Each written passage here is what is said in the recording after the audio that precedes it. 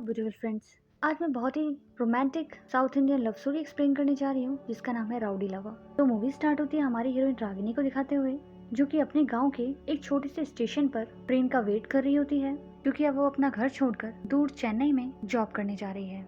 रागिनी की पढ़ाई पूरी हो गई है और वो बहुत ही एम्बिशियस गर्ल है, बट ये बात उसके माता पिता को समझ नहीं आती और वो हमेशा इमोशनल ड्रामा करके उसे जाने से रोक ही लेते हैं। इसलिए इस बार रागिनी बिना किसी को बताए चुपचाप ट्रेन से चेन्नई निकल रही होती है, क्योंकि इस फ्राइडे उसे अपनी जॉब ज्वाइन करनी है। इसीलिए वो अपने माता पिता को अपनी एक रिकॉर्डेड टेप भेजकर चेन्नई के लिए रवाना हो जाती है और वो टेप उसके माता पिता और बहन देख लेते हैं। और क्योंकि रागिनी के पापा रेलवे में टीसी हैं, इसलिए वो फटाफट बात करके ट्रेन को रुकवा लेते हैं, रागिनी को ट्रेन से उतार लेते हैं। अब यहाँ रागिनी अपने परिवार वालों से थोड़ा झगड़ा करती है कि वो अपना करियर बनाना चाहती है और जिंदगी में कुछ हासिल करना चाहती है। इसीलिए अब उसके पेरेंट्स भी मान जाते हैं, बट एक शर्त पर कि वो समय समय पर रागिनी को मिलने आएंगे और वो जब चाहेंगे तब रागिनी भी उनसे मिलने आएगी।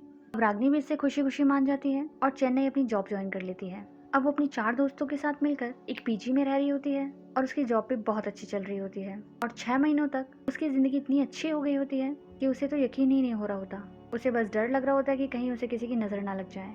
अच्छा ऑफिस, अच्छा करियर, चेन्नई शहर में खुलकर जीने की आज़ादी। पर कहते हैं ना कि नजर लगते देर नहीं लगती, तो बस उसके साथ भी कुछ ऐसा ही होता है कि एक दिन जब वो ऑफिस जाती है तो पता चलता है कि उसके ऑफिस वालों ने पूरे ऑफिस में हंगामा मचा रखा है, क्योंकि उनका बॉस कंपनी बंद करके भाग गया है। यहाँ एक साथ ही सारे एम्प्लॉयज बेरोजगार हो गए होते हैं। तुक्का पहाड़ रागनी के लिए बहुत ज्यादा होता है, क्योंकि अगर उसके घर पता चल गया कि उसकी जॉब चली गई है तो उसके पेरेंट्स उसे वापस गांव बुला लेंगे और वापस उसकी जिंदगी कुएं के मेंढक जैसी हो जाएगी। घर वालों को कुछ नहीं बताती, बस अपने लिए जॉब ढूंढने लगती है। अभी महीना भी नहीं बीता होता कि उसके सामने एक नई दिक्कत आ जाती है। उसके वो बाकी चारों फ्रेंड्स वो भी रूम छोड़कर चले गए होते हैं और सारा किराया अकेली रागनी नहीं भर सकती थी। इसीलिए वो अपने लिए कम किराए वाला घर ढूंढने के लिए निकल पड़ती है और बड़ी मुश्किल से जाकर उसे एक घर पसंद भी आता है। इसका किराया सिर्फ 4000 रुपये था और ये रागनी के बजट में भी था। अब पहले ही दिन रागनी का सामना होता है उसके सामने रहने वाले नेबर से, जो कि दिखने में एकदम गुंडा लगता है और वो सिर्फ दिखने में ही गुंडा नहीं, असलियत में भी एक गुंडा ही होता है। अब रागनी अपना सामान अपने कमरे में ले जाने के लिए उसी गुंडे से मदद मांगती है और बदले में 100 रुपए देने के लिए कहती है, जिसे सुनकर वो गुंडा कहता है कि इतनी बड़ी रकम मैं संभाल नहीं पाऊंगा और वो चुपचाप खिसक जाता है। गुंडे का रोल विजय सेंदुपति प्ले कर रहे हैं, तो हम इनका नाम विजय ही रखते हैं। तो विजय एक गुंडा होता है जो कि अभी थोड़ी दिनों पहले ही जेल से छूट कर आया है और वो अपने बॉस के पास जाकर अपने बार खोलने की रिक्वेस्ट उनको बोलता है, क्योंकि उसका बचपन से सपना होता है कि उसका खुद का एक बार हो। लेकिन उसका बॉस, जिसके काफी सारे बार और अवैध कारखाने हैं, वो उसे छोटे मोटे केस लाइक पति पत्नी के झगड़े, बाप बेटे की फाइट और ऐसे छोटे मोटे केस पकड़ाता रहता है, जिससे विजय बहुत ज्यादा फ्रस्ट्रेटेड होता है। अब दूसरी तरफ रागनी के माता पिता रागनी को फोन करते हैं कि वो उससे मिलने आ रहे हैं, बट रागनी किसी तरीके से कि अभी मैं बहुत बिजी हूँ उन्हें अभी के लिए तो टाल देती है। लेकिन उसे पता था कि जल्दी उसे नौकरी ढूंढनी पड़ेगी, वरना उसके खाने के भी लाले पड़ जाएंगे। इसीलिए वो अपनी नौकरी ढूंढने के काम पर लग जाती है। दूसरी तरफ विजय के बॉस के बार में कुछ 4-5 लोग मिलकर हंगामा कर रहे होते हैं, जिनसे लड़ने के लिए विजय अकेला जाता है और बहुत जल्दी जैसे वो हीरो की तरह अंदर एंट्री लेता है, बस उसी तरह से पिट कर हीरो की तरह एग्जिट भी ले लेता है। और यहाँ ये सीन बहुत फनी होता है कि वो मार खाने के बाद भी चश्मा लगाकर ऐसे बाहर निकलता है कि जैसे पीट कर आया हो। अब अगले दिन सुबह सुबह विजय हमेशा नाश्ता करने के लिए अपने पास ही के ढाबे में जाता है, जहाँ रागनी भी उसका पीछा करती है, क्योंकि वो यहाँ किसी को जानती नहीं थी। तो वो विजय के पीछे पीछे ही उस ढाबे तक पहुंच जाती है जहाँ वो खाना खाती है और उस वक्त विजय उसके पैसे पे कर देता है, जिससे वो बहुत ही इम्प्रेस फील करती है। तभी विजय बाहर उसका वेट करता है और उससे वापस अपने पैसे मांगने लगता है, जिससे वो समझ जाती है कि तो गुंडे के साथ साथ बहुत बड़ा चिंदी भी है। और अब जब उसे पता चल जाता है कि ये तो सर्टिफाइड गुंडा है जिससे कोई भी नहीं डरता, तो वो अपने लिए पेपर स्प्रे भी खरीद लेती है, जिसका एक्सपेरिमेंट खुद उसको स्प्रे देने वाली औरत अपने पति पर करके दिखाती है। अब रागनी को जॉब नहीं मिल रही होती, तो वो अभी अपना खर्चा चलाने के लिए पास ही में पार्ट टाइम एक मॉल में जॉब कर लेती है, जिसमें विजय सोडा खरीदने के लिए आता है और वहाँ पर कुछ छोटे बच्चे चोरी कर रहे होते हैं, जिन्हें विजय बचाता है। साथ ही में वो उन बच्चों को आगे से ऐसा ना करने के लिए और अच्छा इंसान बनने के लिए कहता है, जिससे रागनी थोड़ी कंफ्यूज हो जाती है कि अच्छा आदमी है या बुरा। अब अगले दिन रागनी इंटरव्यू देने के लिए फिर निकलती है और बाहर रास्ते में बहुत जोर से बारिश हो रही होती है और उसका छाता भी वहाँ से गायब होता है, क्योंकि वो छाता विजय अपने साथ ले गया होता है। इस चक्कर में रागनी भीगते भीगते इंटरव्यू देने जाती है और उसकी ऐसी हालत देखकर ऑब्वियसली उसे इंटरव्यू वाले रिजेक्ट कर देते हैं, जिस पर वो घर आकर विजय पर बहुत ज्यादा भड़कती है कि तुम्हारी वजह से मेरा पूरा इंटरव्यू खराब हो गया।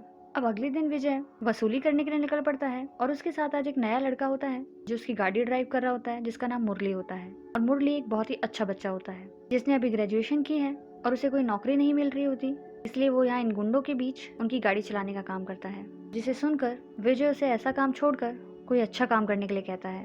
अब विजय जहाँ वसूली करने पहुँचता है, वहाँ ऑलरेडी एक रिटायर्ड पुलिस ऑफिसर, जिससे विजय का 36 का आंकड़ा होता है, वो मिल जाता है, जो कि विजय को एक घूसा भी मारता है। और ये इंस्पेक्टर बहुत बड़ा फ्रॉड और बहुत ही रिश्वतखोर इंसान है, पर विजय और उसकी गैंग उसका कुछ नहीं बिगाड़ सकती, क्योंकि उसकी पहुंच बहुत ज्यादा ऊपर तक है। वो रिटायर्ड हो गया है, बट अभी भी वो पुलिस होने के दम पर लोगों से रिश्वत लेता है। अब वो इस बात की कंप्लेन अपने बॉस से करता है, जिस पर बॉस उसे उस पुलिस वाले से पंगा ना लेने के लिए कहता है। और वो 4-5 गुंडे जिन्होंने बार में विजय की पिटाई लगाई थी, वो भी इसी के आदमी होते हैं। अब अगली सुबह विजय की नींद खुलती है रागिनी के अलार्म क्लॉक से, जो कि बहुत देर से बजे ही जा रहा होता है। तभी वहाँ पर ब्रोकर भी आ जाता है, जो अपने साथ एक औरत को लेकर आया होता है उसे घर दिखाने के लिए। उसे पूछता है कि यहाँ तो अभी वो लड़की नई नई शिफ्ट हुई है, फिर दोबारा घर क्यों दिखा रहे हो। इस पर ब्रोकर बोलता है कि रागिनी ने कंप्लेन की है कि उसके घर के सामने एक गुंडा रहता है, इसीलिए वो घर छोड़कर जा रही है। जिससे विजय बहुत भड़क जाता है, बट वो कुछ कर भी नहीं सकता, क्योंकि रागिनी का दरवाजा बंद है। अंदर से बस अलार्म क्लॉक बजने की आवाज आ रही है। ब्रोकर के पास चाबी होती है, तो वो रागिनी का दरवाजा खोल देता है, जहाँ वो देखते हैं कि रागिनी कुछ बहुत सारी दवाइयाँ खाकर बेहोश पड़ी होती है। देखकर विजय उसे फटाफट गोद में उठाकर ही हॉस्पिटल की तरफ भाग पड़ता है। और यहाँ वो उसकी जान बचाने के लिए बेचारा नंगे पैर ही भागकर हॉस्पिटल पहुंच जाता है और उसका इलाज कराता है, जहाँ उसे पता चलता है कि उसे कुछ नहीं हुआ है, उसने बस मल्टीविटामिन की गोली ज्यादा खा ली थी, इस चक्कर में वो बेहोश हो गई है। और यहाँ रागिनी का 12,000 का बिल और बन गया होता है। रागिनी उसे थैंक्स कहने की बजाय उस पर और ज्यादा भड़क रही होती है कि एक तो मेरे पास वैसे ही पैसे नहीं, ऊपर से तुमने मेरा बिल और बढ़ा दिया। और यहाँ विजय भी सोच रहा होता है कि ये कैसी लड़की है, मैं इसकी जान बचाने के लिए इसे इतनी दूर से लेकर आया और एक बार थैंक्स भी नहीं बोला। अब अगले दिन फिर रागिनी इंटरव्यू देने जा रही होती है और रास्ते में बहुत बारिश पड़ती है। अब वो आज फिर से भीगना नहीं चाहती होती, तभी विजय बाहर आता है और उससे पूछता है कि उसका छाता कहाँ पर है, जहाँ वो बोलती है कि वो तो एक इंटरव्यू में वहीं छोड़ आई थी। तो विजय उससे 100 रुपये लेता है और उसके लिए फटाफट छाता लेने जाता है, और रास्ते में वो गिर भी जाता है। अब रागिनी को लगता है कि वो तो एक गुंडा है, तो वो तो वापस नहीं आने वाला, लेकिन तभी विजय उसके लिए छाता लेकर आता है। यहाँ हम उसका केयरिंग नेचर देख पाते हैं कि रागिनी उसे कितना भी गुंडा गुंडा बोलती रहती है, लेकिन विजय हमेशा उसकी तरफ बहुत केयरिंग होता है।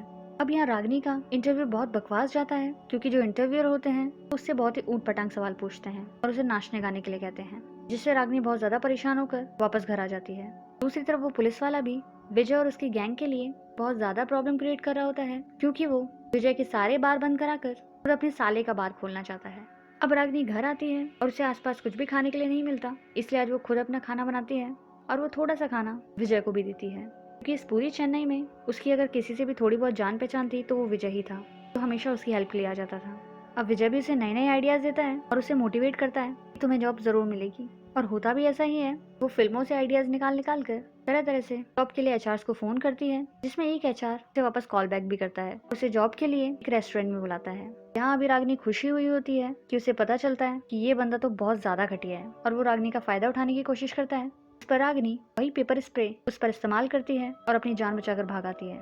अब वो इस सबसे इतना ज्यादा टूट गई होती है कि वो घर आकर रोते रोते सारी बात विजय को बताती है। अब अगले दिन विजय उसी आईटी कंपनी में जाकर उसी एचआर की बहुत तगड़ी पिटाई करता है, इतनी की उसे पुलिस पकड़ कर ली जाती है, और अब उसकी जमानत के लिए भी रागिनी को ही आना पड़ता है। पर आज रागिनी को एक खुशी जरूर होती है कि उसे एक अनजान शहर में एटलीस्ट एक रिलायबल आदमी तो मिला, जिस पर वो अब आंख बंद करके भरोसा करने लगती है। इसीलिए वो आज अपनी सारी बातें विजय के साथ शेयर करती है, और बातें शेयर करने के साथ साथ उसकी दारू भी पी जाती है। और अब विजय और रागिनी एक दूसरे को लाइक करने लगते हैं। अब धीमे धीमे उनकी दोस्ती और ज्यादा गहरी होने लगती है, क्योंकि वो बिना किसी फायदे के लिए एक दूसरे की केयर करते थे। अब अगले दिन जाकर क्योंकि वो पुलिस वाला विजय के लोगों को परेशान कर रहा होता है, तो विजय भी अपना बदला लेने के लिए उन्हीं चारों लोगों को जिन्होंने पहले विजय को मारा होता है, वो उनके जिम में घुसकर वो उन चारों को बहुत मारता है। बट उसका नुकसान ये होता है कि इससे वो पुलिस वाला और ज्यादा चिढ़ जाता है और विजय के बॉस के सारे बार में वो रेड मरवाने लगता है, जिससे उसका बॉस और ज्यादा भड़क जाता है और वो विजय को माफी मांगने के लिए कहता है। अब विजय माफी मांगना तो नहीं चाहता था, बट अब वो कर भी क्या सकता है, इसीलिए वो थोड़ा टाइम मांगकर अभी के लिए सभी लफड़ों से दूर हो जाता है। दूसरी तरफ रागिनी फिर इंटरव्यू देने के लिए जाती है, और यहाँ आज इसका फर्स्ट राउंड क्लियर हो जाता है, जिसके लिए वो विजय को आकर पार्टी भी देती है, और आज वो बहुत खुश होती है। अभी उसे उसके डैड का फोन आता है, और उसके डैड उसे वापस घर आने के लिए कहते हैं, क्योंकि अब उन्हें पता चल गया है कि उसकी कंपनी को बंद हुए 3 महीने हो गए हैं, और 3 महीने से वो क्या कर रही है ये तो उन्हें कुछ पता ही नहीं। और अब वो बहुत गुस्से में होते हैं, और उनके गुस्से से बचने के लिए रागिनी एक नई कहानी बना देती है कि मेरा एक बॉयफ्रेंड है जो यहाँ एक बहुत बड़ी आईटी कंपनी में काम करता है, और वो अपनी ही कंपनी में मेरी जॉब लगवा रहा है। अब उसके डैड को इस बात का यकीन नहीं होता, इसीलिए वो उसे फटाफट उस बॉयफ्रेंड के साथ ही घर बुलाते हैं, अब यहाँ रागिनी किसी और को नहीं जानती थी और उसे बस विजय पर ही थोड़ा ट्रस्ट होता है, इसलिए वो विजय को वही आईटी वाला बॉयफ्रेंड बनकर उसके गांव चलने के लिए कहती है, जिस पर विजय पहले तो मना कर देता है क्योंकि वो एक गुंडा लगता है। पर रागिनी उसे समझाती है कि तुम ज्यादा किसी से बात मत करना, बाकी सब मैं संभाल लूंगी। और सिर्फ एक हफ्ते की बात है, अगले फ्राइडे मेरा लास्ट इंटरव्यू है, जहाँ मुझे सिलेक्शन मिल जाएगा और उसके बाद मेरी जॉब पक्की, और फिर मेरे घर वाले भी इस बात को मान जाएंगे। अब उसकी इतनी मिन्नतें सुनकर विजय ना चाहते हुए भी मान जाता है और रागिनी को भी कहीं ना कहीं पता था कि विजय मान ही जाएगा। अब वो फटाफट उसे सूट बूट में तैयार करके अपने गाँव ले जाती है और पूरी एक फेक स्क्रिप्ट उसे रटा देती है कि उसके डैड प्रोफेसर हैं, उसका भाई असिस्टेंट प्रोफेसर है, कि माँ हाउस वाइफ है और वो आईटी में काम करता है। रागिनी के डैड के सामने बहुत नर्वस होता है, बट फिर भी रागिनी सारी बातें संभाल लेती है, लेकिन ज्यादा देर तक नहीं, क्योंकि जब वो पूरा परिवार मंदिर में दर्शन करने के लिए जाते हैं तो वहाँ पर कुछ लोग अपने आप को ज्यादा गुंडा दिखाने के लिए विजय के साथ भिड़ जाते हैं, जहाँ विजय उन्हें पीट देता है। और अब घर वालों को साफ समझ में आ जाता है कि ये कोई आईटी वाला बंदा नहीं बल्कि एक गुंडा है। अब यहाँ रागिनी बहुत हर्ट हुई होती है, क्योंकि वो विजय को लाइक करने लगी थी और उसे लगने लगा था कि उसके घर वालों को कुछ पता नहीं चलेगा, वो चुपचाप फ्राइडे को इंटरव्यू देगी और सब कुछ ठीक हो जाएगा। यहाँ तक कि उसने जो अपने बॉयफ्रेंड के लिए घड़ी खरीदी थी वो भी विजय को दे दी होती है, बट विजय की इस हरकत की वजह से उसके मॉम डैड का भरोसा उस पर से उठ गया है और अब वो उसे इंटरव्यू के लिए भी साफ मना कर देते हैं। अब रागिनी के सारे सपने चकनाचूर हो गए होते हैं और वो विजय से बहुत नाराज होती है। अब विजय भी वापस आ जाता है और उसकी वही पुरानी जिंदगी वापस चलने लगती है। अब विजय रागिनी के रूम में जाता है, जहाँ उसका सारा सामान जा चुका होता है, बस उसकी एक फोटो जो रागिनी ने बहुत टाइम पहले एक साथ ली थी, बस उसे ही देखकर रागिनी को मिस कर रहा होता है। तभी विजय को उसके बॉस का फोन आता है कि उसने अभी तक उस पुलिस वाले से माफी नहीं मांगी, इसीलिए वो पुलिस वाला उसके छोटे भाई को गिरफ्तार करके ले गया है और सारे बारों को सील किए जा रहा है, जिस पर विजय माफी मांगने के लिए निकल पड़ता है। तभी उसे रास्ते में याद आता है कि आज तो फ्राइडे है, आज रागिनी का लास्ट इंटरव्यू था, और वो फटाफट रागिनी को फोन करता है, जिस पर पहले तो रागिनी बहुत गुस्से में होती है, पर विजय उसे इंटरव्यू के लिए बोलता है, वो सोच में पड़ जाती है और कहती है कि उसे तो पहुंचने में कम से कम 3 घंटे लगेंगे, वो कुछ भी करके 2 बजे तक नहीं पहुंच पाएगी और तब तक इंटरव्यू का टाइम भी निकल जाएगा। इस पर विजय उसे जल्दी से जल्दी पहुंचने के लिए कहता है और वो खुद तैयार होकर इंटरव्यू की जगह पर पहुंच जाता है। और जब रागिनी का नाम आता है तो वो खुद केबिन में घुस जाता है और वहाँ पर इंटरव्यू लेने वालों को वो डरा धमका कर 2 घंटे उनका टाइम वेस्ट कर देता है। लेकिन उसके बाद सिक्योरिटी गार्ड वहाँ पहुँच जाते हैं और उसको जबरदस्ती बाहर निकालते हैं। तब तक रागिनी भी इंटरव्यू के टाइम पर पहुँच गई होती है और फाइनली विजय की मेहनत से उसे इंटरव्यू देने का चांस मिल जाता है। उसका इंटरव्यू भी बहुत अच्छा जाता है और उसे नौकरी मिल जाती है और उसकी स्टार्टिंग सैलरी होती है 35,000। अब रागिनी बहुत खुश होती है और ये खुशखबरी विजय को देने के लिए वापस घर पहुँचती है, लेकिन उसे नहीं पता होता कि विजय को कहीं और पहुँचना था, बट क्योंकि उसने रागिनी के लिए अपने काम को कॉम्प्रोमाइज कर दिया, जिससे अब उसका बॉस और ज्यादा भड़क गया होता है। और फाइनली पूरी गैंग प्लान बनाती है, कुछ भी करके उस पुलिस वाले को टपकाना ही होगा, क्योंकि वो पुलिस वाला जब तक जिंदा है वो उन्हें चैन से जीने नहीं देगा। इसलिए विजय अब उस पुलिस वाले का मर्डर करने के लिए मुरली के साथ निकल पड़ता है। यहाँ पर इनका प्लान ये होता है कि विजय उस पुलिस वाले को मार देगा, उसका सारा ब्लेम मुरली के ऊपर जाएगा, लेकिन वो मुरली की शक्ल देखकर उसे भगा देता है कि जा जाके कोई अच्छी नौकरी कर, हमारी तरह गुंडा मत बन। खुद अकेले ही उस पुलिस वाले को मारने चला जाता है, पर वहाँ जाकर होता उल्टा है। वो पुलिस वाला किसी से रिश्वत ले रहा होता है और वो भाग जाता है, कोई उसे मारने आया है। अब दोनों के बीच हाथापाई होती है, पुलिस वाला विजय के पेट में ही सरिया घुसा देता है। अब यहाँ विजय को बहुत ज्यादा चोट आई होती है, जिससे उसका बचना बहुत ही मुश्किल लग रहा होता है। दूसरी तरफ रागिनी उसका घर में इंतजार कर रही होती है और तभी बारिश पड़ने लग जाती है। हम देखते हैं कि विजय उस बारिश में बेहोश हो जाता है। अब इसके बाद सीधा सीन 2 साल बाद आता है, जहाँ रागिनी उस कंपनी की सबसे छोटी उम्र की प्रोजेक्ट हेड बन गई है और अब वो बहुत खुश होती है और आज वो खुद नए फ्रेशर्स को ट्रेनिंग दे रही होती है और याद कर रही होती है अपने पुराने दिनों को। अब उसके पास सब कुछ होता है, अच्छी जॉब, अच्छा घर, लेकिन कमी होती है तो सिर्फ विजय की। वो अक्सर विजय को याद करती होती है और इवन वो सोच रही होती है कि कल ही तो उसने सपना देखा था कि वो विजय को ऑफिस लेकर आई है और अपना पूरा ऑफिस दिखा रही है, क्योंकि वही आखिरी टाइम था जब उसने इंटरव्यू के वक्त विजय को देखा था। और उस दिन के बाद से विजय कहाँ है, कैसा है, उसका कुछ पता नहीं है। वो तो ये भी नहीं जानती कि वो अब जिंदा है या नहीं, और ये कमी उसके दिलो दिमाग में हमेशा रहेगी। और बस यही सोचते हुए कि इस जॉब की खुशी सबसे ज़्यादा जिसे होनी थी, आज वही उसके साथ नहीं है। यहाँ हम देखते हैं कि रागिनी को विजय से बहुत ज़्यादा प्यार हो गया होता है, लेकिन विजय उस दिन के बाद उसे कभी मिला ही नहीं। अब 2 साल हो गए हैं, रागिनी यही सोचते हुए वापस घर जा रही होती है। आज फिर वही बारिश पड़ रही होती है और रागिनी पास ही के पेट्रोल पंप में अपनी गाड़ी में पेट्रोल भरवाने के लिए रुकती है।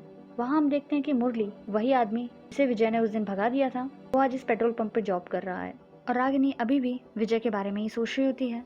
तभी अचानक से हम उसके खिड़की पर एक नॉक सुनते हैं, जिसमें एक आदमी पूछता है कि कितने का पेट्रोल भरवाना है मैम। उसे ये आवाज़ जानी पहचानी लगती है और अब जब वो मुड़कर देखती है वो कोई और नहीं विजय ही होता है। उस दिन विजय को काफ़ी चोट ज़रूर आई होती है, बट मुरली ने उसकी जान बचा ली होती है। और अब विजय भी उस जुर्म की दुनिया को छोड़कर मुरली के साथ शराफत की जिंदगी जी रहा होता है। अब उसे देखकर रागिनी को तो पहले समझ ही नहीं आता कि वो क्या रिएक्ट करे। बस उसकी आंखों में आंसू होते हैं कि जिसकी तलाश उसे इतने लंबे समय से थी आज वो पूरी हो गई। और इसी के साथ ये क्यूट सी स्टोरी खत्म। Guys, if you like my explanation, please like, share and subscribe.